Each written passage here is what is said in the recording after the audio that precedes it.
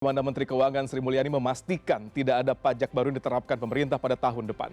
Sri Mulyani mengaku pemerintah memang membutuhkan banyak anggaran tahun 2026, tetapi isu yang beredar di masyarakat soal akan adanya tambahan beban pajak tidak benar. Meski pemerintah membutuhkan anggaran yang besar untuk tahun depan, Sri Mulyani menegaskan strategi fiskal tetap mengedepankan optimalisasi penerimaan tanpa harus menambah jenis pajak baru. Penggunaan uang negara pada akhirnya akan disesuaikan dengan program nasional Presiden Prabowo.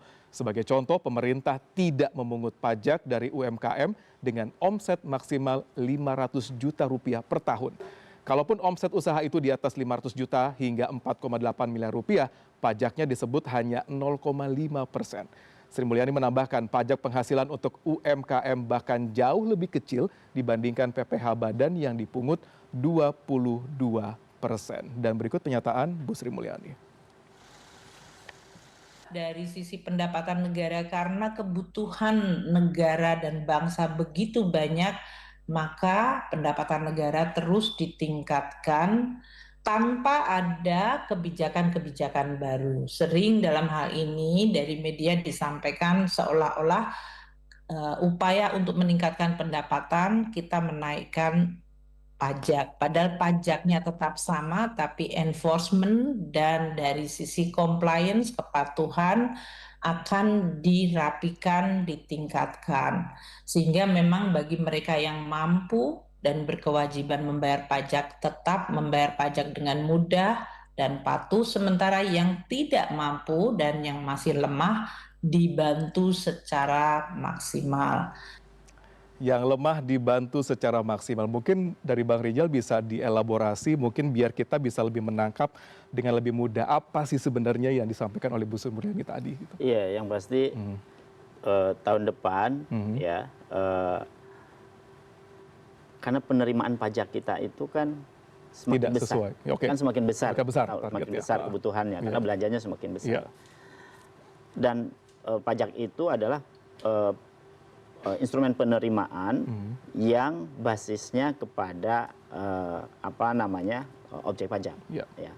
Memang saya setuju. Memang mereka yang selama ini mengemplang pajak, ya, kemudian ke yang pendapatan sangat tinggi, yang besar, apalagi yang besar itu kan selama ini dikasih insentif, ya kan? Dan itu memang harus diminta dan harus bayar begitu ya. Kejar nih sekarang emplangnya nih. Oke. Nah kalau UMKM ya tentu kan situasi seperti sekarang kan memang sedang naik turun, up and down. Nah tetapi makna dari pernyataan itu adalah memang tidak akan menaikkan pajak, ya. Tetapi akan ada dua yang kemungkinan akan dilakukan, yaitu intensifikasi atau ekstensifikasi sasaran melalui Kortek ya dan lain-lain gitu ya. Yang kedua adalah dengan cara melakukan efisiensi budget. Dan yang ketiga lagi adalah pengetatan penggunaan anggaran melalui administrasi gitu. Mungkin terjadi? Dia sangat mungkin terjadi gitu. Termasuk juga pengelolaan fiskal, pembiayaan untuk program-program prioritas. Baik. Yang tidak kalau tadi dikatakan misalnya tidak ada pajak baru yang akan dikolek atau ditagih, tidak ada kenaikan pajak. Apakah dengan pernyataan tersebut mampu untuk mendukung perekonomian kita kalau melihat dari kondisi saat ini dan tahun depan gitu ya? Memang sekarang aja kan tax ratio kita di angka 8,4% ya, itu juga turun gitu ya, melambat, belum sesuai target gitu ya. Apalagi tahun depan misalnya dengan tantangan yang memang cukup besar gitu ya, apalagi defisit anggaran kita kan cukup besar 2,8% gitu ya. Artinya apa? Artinya kemungkinan besar pemerintah kan kalau tidak dari pajak ya selain tadi ya kemungkinan akan strateginya ada 3 tadi, kemungkinan akan ya kemudian burden sharing itu kan.